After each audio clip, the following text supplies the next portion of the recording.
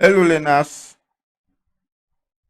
We are going to be talking about forms in which living things exist, and this is still under cell. You can see this in hidden facts in SSC biology, chapter 4, page 44. Now, let's continue with our lecture. Living things exist as number one, independent organisms. When we say independent organisms, we mean that they are free living unicellular organisms. Examples include amoeba, paramecium, euglena. Two, as colonies. As colonies. Examples include volvos, eudorina, pandorina, and sponges. Three, living things can also exist as filaments, and these include examples such as spirogyra, zygnema, eulotris, and cladophora. Living things can also exist as part of another living organisms.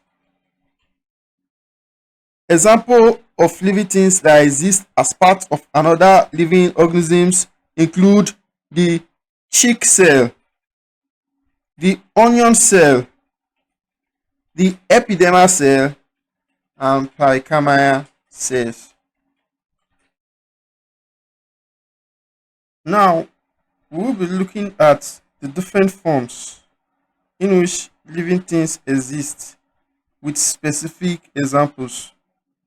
The first one, as we have mentioned, is as independent organisms. As independent organisms. And other independent organisms, we have some organisms which we will be treating. First one of them is the amoeba. The amoeba. Amoeba, which is also known as the amoeba proteus, is the simplest heterotrophic unicellular organisms. The simplest heterotrophic unicellular organism. Heterotrophic simply means that it cannot produce its own food by itself, while unicellular, like we have said, means that it has what? Just one cell. The amoeba does not have a definite shape. That is, it's shapeless. It can alter its shape. It has the ability to alter its shape, and it does this by either extending and retracting of its pseudopus. And this movement is known as the amoeboid movement. The internal content of the amoeba consists of the nucleus and cytoplasm. The cytoplasm is divided into a non-granular outer layer that is called the ectoplasm and a granular inner layer that is called the endoplasm.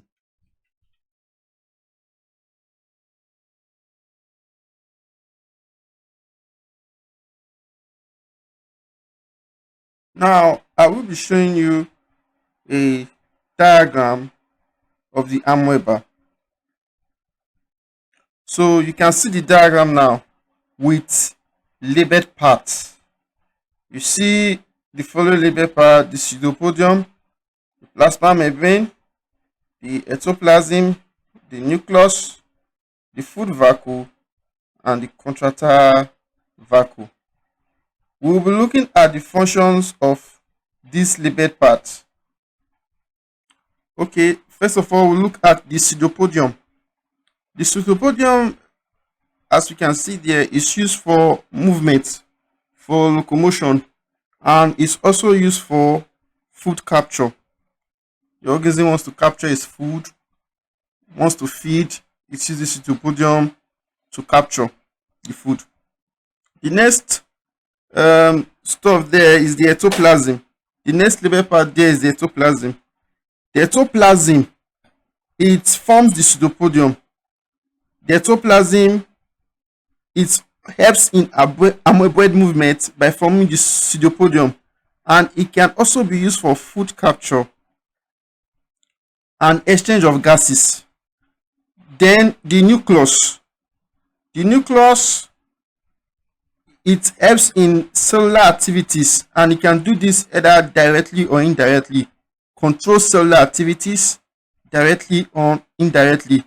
It carries chromosomes, which are hereditary units, and this initiates cell division. Then the food vacuole. Food vacuole is a kind of like storage, and is the site of food digestion. It stores food and is also the site of food digestion. Then we have the contractile vacuole. The contractile vacuole helps in osmoregulation. And what is osmoregulation? Osmoregulation is the process by which living organisms regulate the balance of water and electrolytes, such as salt, and they do this to maintain homeostasis. The contractile vacuole helps in osmoregulation, and it does this by excreting waste liquid, for example, dissolved ammonia. So now we have looked at the amoeba. We have looked at the structure of the amoeba and its label part. Now we will be going to paramecium. Paramecium, which is known as Paramecium caudatum, is a slipper-shaped organism. That means it resembles the shape of your slippers that you wear at home. It has a pointed posterior end and a blunt anterior end. This paramecium has two nuclei. You know, when it is one, we call it nucleus, but since it's two, we are calling it nuclei. And these two nuclei are the mega and the micronuclei. The mega and the micronuclei. Now, the micronuclei, which is the smallest, take note of that. The micronuclei, which is the smallest, controls sexual reproduction, and the macronucleus, which is the larger, control the other activities of the cell. The two contractile vacuoles that the paramecium possesses, which are the anterior and posterior contractile vacuole, are for excretion and osmoregulation. So I have mentioned some organelles that are found in paramecium. I spoke about the nuclei and I spoke about the vacuoles. So now I will be showing you in detail a diagram that we illustrate different other organelles, and we'll be talking about the functions of the various labeled parts in that diagram. So now you can see the diagram now, and we'll be looking at the different structures that are present here. I have mentioned earlier about the contractile vacuole, and I said that the contractile vacuoles are for osmoregulation and excretion. We also have the food vacuole present here. The food vacuole is responsible for digestion. The food vacuole is responsible for digestion. We have the micronucleus and the meganucleus. as I have said before. And like we said, the micronucleus controls sexual reproduction, while the meganucleus controls the non-reproductive activities of the cell. And example of such non-reproductive activities include metabolic and developmental function. In the diagram, you can see the cilia, which is used for movement. The cilia means there are many. Cilium for one, and is used for movement. Also present is the trichocyst. The trichocyst is used for trapping prey. You use the trichocyst to trap prey, and is also used for offense and defense. You have the pellicle. The pellicle helps paramecium to maintain a definite shape. Then the gullet. The gullet helps to form food vacuoles as they are being collected.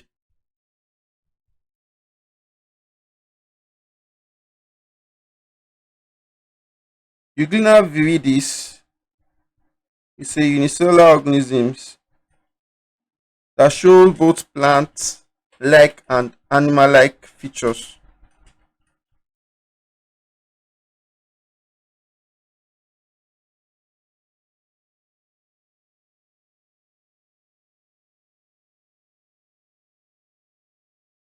Shows both plant-like and animal-like features. Some of its animal-like features include the following: possession of flagellum, which is used for locomotion. Locomotion is known as movement. Presence of contractile vacuole. Presence of contractile vacuole. The contractile vacuole is used for excretion. Possession of eye spot.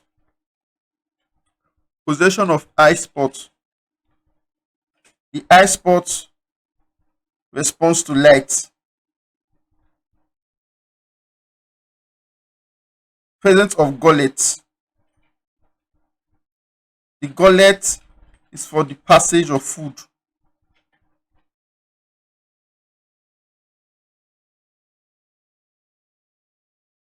Presence of the plasma membrane. Plasma membrane is called the pellicle.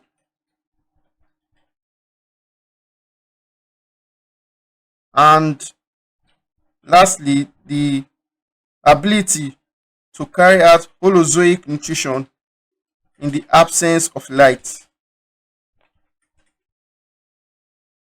Holozoic nutrition is the mode of nutrition in which organisms ingest solid food, they break it down internally and absorb the nutrients. Now we'll be looking at the plant-like characteristics of Euglena, and this include number one, possession of chloroplasts and ability to photosynthesize in the presence of light. Possession of chloroplasts and ability to photosynthesize in the presence of light. Possession of paranoid and storage of starch in the form of paramylum granules. Possession of paranoid and storage of starch in the form of paramylum granules. You should note that animals store carbohydrates in the form of glycogen, while plants store carbohydrates in the form of starch.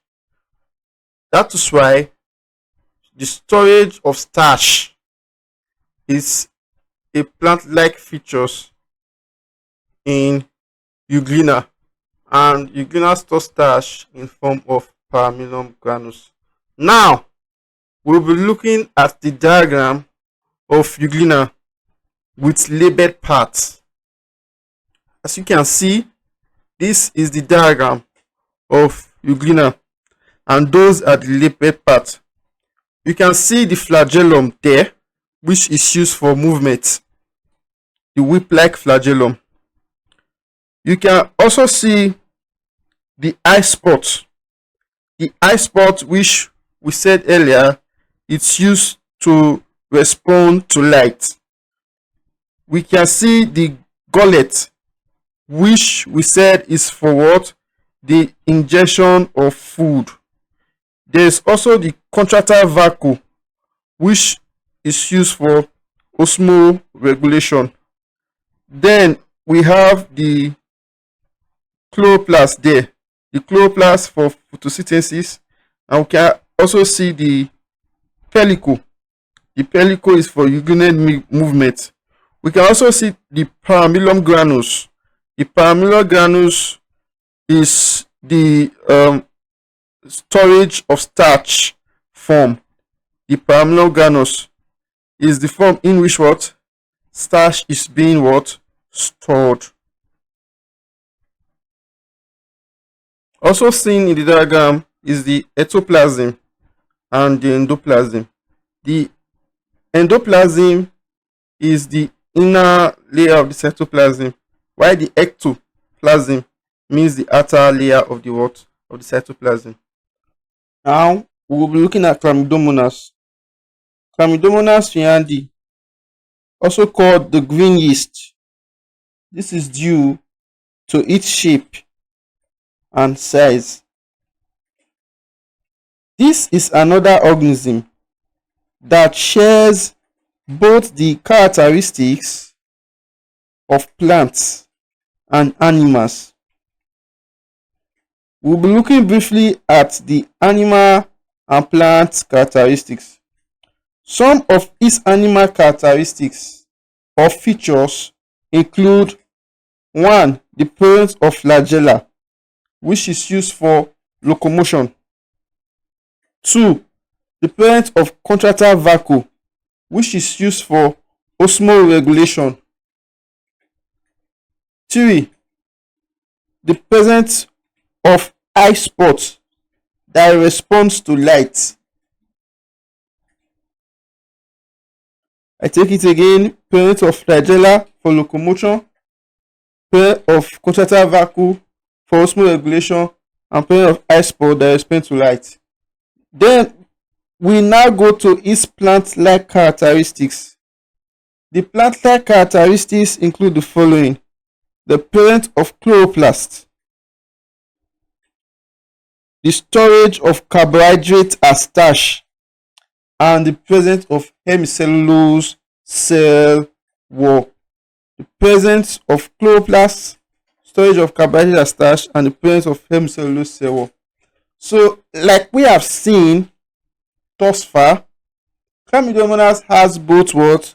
Plant and animal characteristics. And another organism that have these characteristics is the what? Euglena viridis. Now, I'll be showing you a diagram of chlamydomonas, and this diagram will be having the label parts. You see the diagram there, and you see the individual label parts. Labeled in this diagram are the flagella, the papilla, the contractile vacuole, the cytoplasm. You see the cup-shaped chloroplast. We see the nucleus there, and you see the pyrenoid, where it forms starch and stores it. We see the hemicellulose cell wall, and we can see the what? The eye spot. And the functions of this label part, some of these label parts include the following: the contractile vacuole is for osmoregulation, the eye spot will respond to stimulus, the chloroplast, it contains chlorophyll for photosynthesis, and the pyrenoid helps to store starch, while the flagellum is for locomotion. Thus far, we have looked at organisms that exist as independent cells, that is, single and free living organisms. Now, we are going to be looking at organisms that exist as colony. What is a colony? A colony consists of several similar cells that are joined by protoplasmic strands, with each cell having its own nucleus and flagellum. In these colonies, the flagellum enable the colony to swim by rolling over and over, and the cells that make up the colony are not differentiated into tissues. What are some of the examples of a colony? Examples include Eudorina, Volvox, and Padorina. In some colonies, individual cells can exist independently. For example, Eudorina. While in other colonies, individual cells cannot exist independently. For example, Volvox. When we say individual cells can exist independently, like in the Eudorina, what do we mean? We mean, for example, if one cell happens to leave the colony, or if one cell is removed from the colony, it can swim away with the aid of its flagella, and it is able, by the process of photosynthesis, to manufacture its own food and undergo cell division by a process of mitosis, and this will give rise to a new colony. And when we say in other colonies individual cells cannot exist independently, what do we mean? We mean that when we take an individual cell out from this colony, it cannot produce a new colony. That is, an individual cell cannot undergo cell division and give rise to a new colony. For example, in the Volvox. In the Volvox, for example, some cells are specialized for photosynthesis and other cells are specialized for locomotion. This is a phenomenon of division of labor that has been established without tissues. We see this in the Volvox. I will be showing you a diagram of a colony. The diagram you have here is the diagram of a Volvox colony. We can see the label of the cell that shows an individual cells, and we can see how numerous individual cells are. And we can also see the label of protoplasmic strand. From our division of colony, if you can remember vividly, we said a colony consists of several similar cells. The cells we see here are similar. Several similar cells united by protoplasmic strand. The protoplasmic strand you see is uniting these similar cells together. And from our definition also, we said with each cell having its own nucleus and flagella. We can see individual cells having the flagella that is being labeled. And in this cell, we can also see a dark spot, though not labeled, that shows the nucleus. This brings us to the end of our discussion on colony. Now we'll be treating living organisms that exist as filaments. living organisms that exist as filaments. It's important for you to know that certain cells can be organized into filaments, and in this filament they are joined end to end to form an unbranched pattern, with each cell functioning what? Independently. Hence, filaments are seen as what? Multicellular. Organisms that exist as filaments are multicellular. Example of organisms that exist as filaments include the Spirogyra,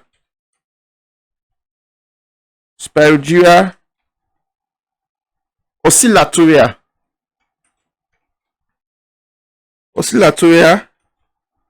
Ulotris, and Zygnema. So now we'll be taking one of them, which is one of the most important, the Spirogyra, and I'll be showing you the diagram of Spirogyra. So you can see the diagram of Spirogyra. What you have there is one of the cells, and you can see adjoining cells to it that make up the filament. Spirogyra is an unbranched green filamentous algae, and it consists of a chain of cylindrical cells. You can see the cells there, they look like what? Cylinder. That's why we say that it consists of what? Cylindrical what? Cells. Another important thing for you to know is that all the cells are similar. All the cells are similar. And in Spirogyra, there are approximately 12 cells that are joined together. But what is fully displayed here is one cell. And you can see other cells that actually are joined, You can see some of the labeled parts. You can see the chloroplast. And the chloroplast there contains what? The pyrenoid. You can also see cytoplasmic strand. You can see the cell wall. The function of the cell wall is to enclose the organism, is to enclose it and give it a protective structure. So we'll be looking at function of some of all these labeled parts now. Firstly, the chloroplast. Like I said earlier, the chloroplast, it contains chlorophyll, and this is used for photosynthesis. Then the pyrenoid that is contained in the chloroplast is used as a starch deposit. Then the cell wall is slippery in nature, and it contains a layer of pectin. The cell wall also contains cellulose, and it serves a protective function. That brings us to the end of our discussion on filaments.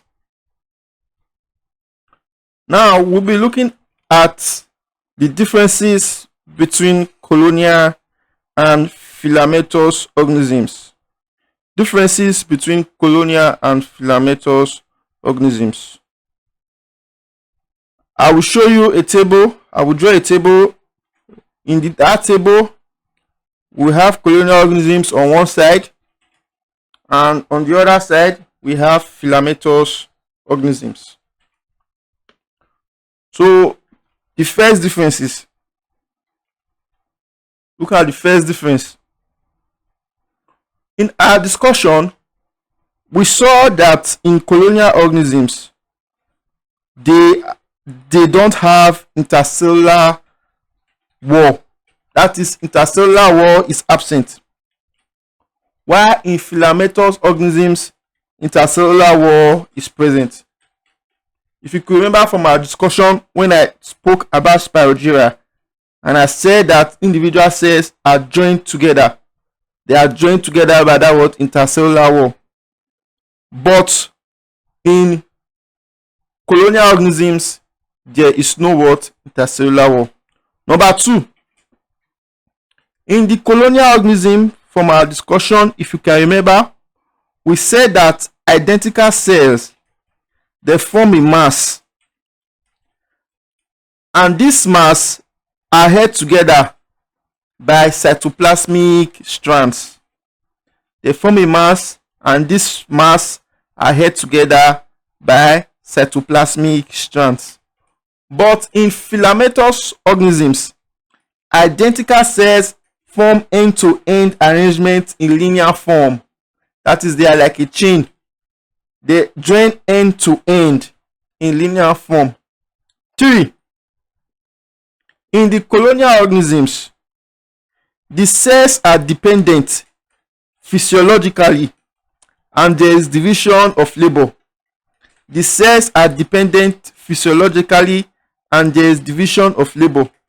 If you would take your mind back to when I spoke about the volvulus colony, when I mentioned the phenomenon of division of labor in the absence of tissues.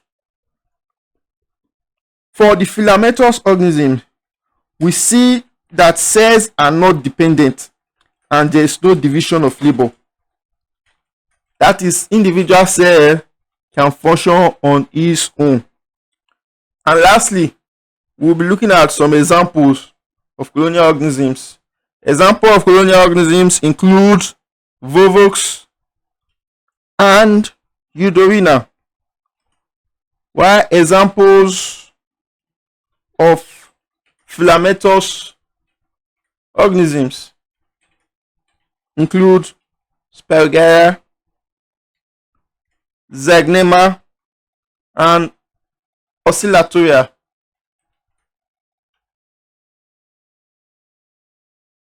Now we are going to be looking at cell as part of a living organism. Cell forms the basic building block of all organisms.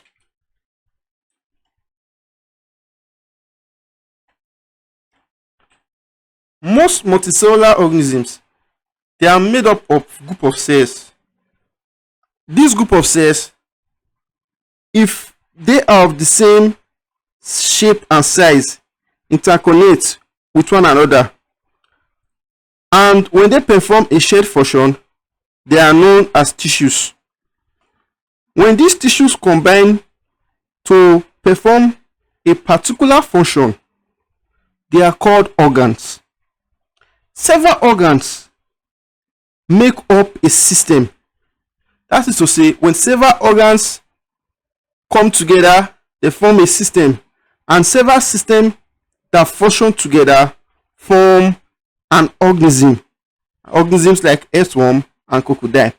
So we have seen how cells form the basic building block from all organisms. From the above, we can say that cell will lead to tissues, and tissues will lead to organs, and organs will lead to system, and system functioning together will form the organism.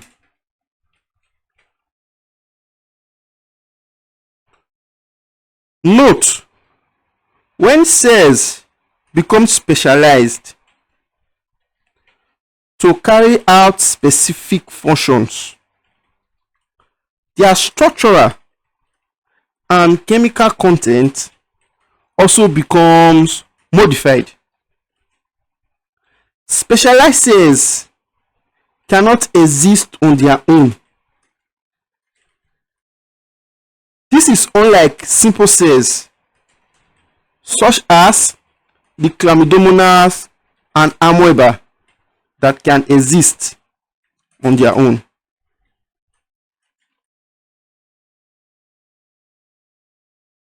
Now, we will be taking some examples and questions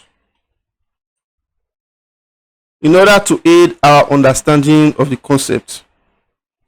The first example here, the question says, which of the following organisms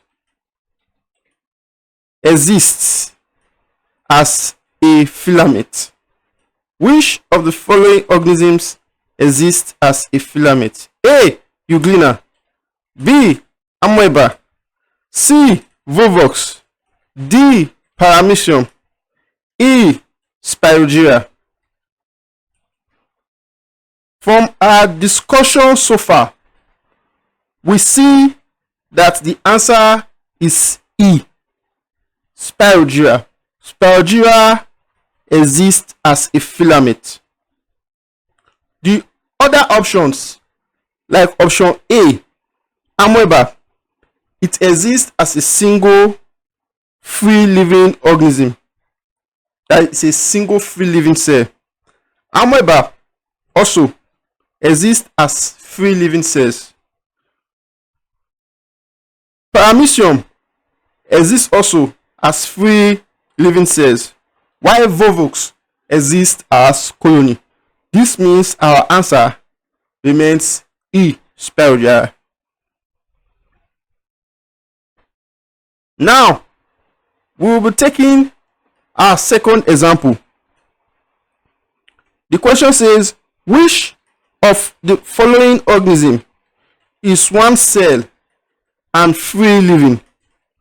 Which of the following organism is one cell and free living? A. Volvox. B. Spirogyra. C. Rhizopus. D. Chlamydomonas. E. Hydra.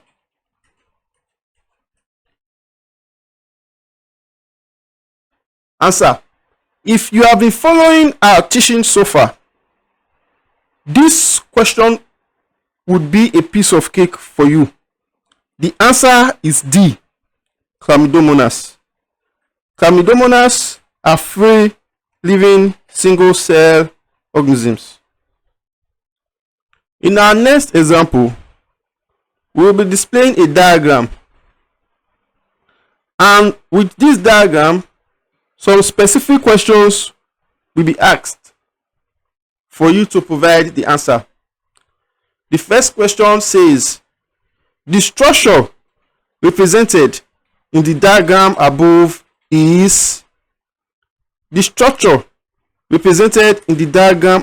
is A. A colony. B. A tissue. C. A filament. D. A pseudopodium. E. An organ. From our teaching, we see that the structure in the diagram represents a spirogyra, and spirogyra exists as filament. This will bring our answer to C. Filament. The next question following the diagram. The part labeled I in the diagram is the part labeled I in the diagram is the A. Cytoplasm. B. Chloroplast. C. Chlorophyll. D. Nucleus. E. Cell wall. If you will go back to the lectures and check the diagram on spirogyra, you will see that the part labeled I represents the chloroplast. Answer B. Chloroplast. Chlorophyll is not the answer because chlorophyll is located inside the chloroplast. So I is not chlorophyll. I is chloroplast. Next question. The next question says, what is the function of the part labeled II in the diagram? What is the function of the part labeled II in the diagram? A. Manufactures food. B. Protects the chloroplast. C. Produces protein. D. Suspends the nucleus. E. Digests starch. The answer to this question is D. Suspends the nucleus. In the diagram shown, we will see the nucleus and the part labeled II surrounding the nucleus. So the part labeled II suspends the nucleus. To our next question. Which of the following pairs of organisms exist as colonies? Which of the following pairs of organisms exist as colonies? A. Ubelia and Euglena. B. Pandorina and Volvox. C. Chlamydomonas and Amoeba. D. Hydra and Spirogyra. The answer to this question is B. Pandorina and Volvox. These two organisms exist as colonies. If you refer to our teachings, you will understand why B is the answer. The next example.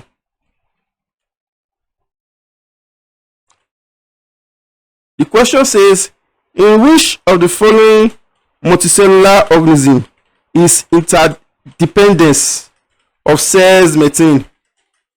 In which of the following multicellular organism is interdependence of cells maintained? A. Spirogyra. B. Volvox. C. Euglena. D. Pandorina.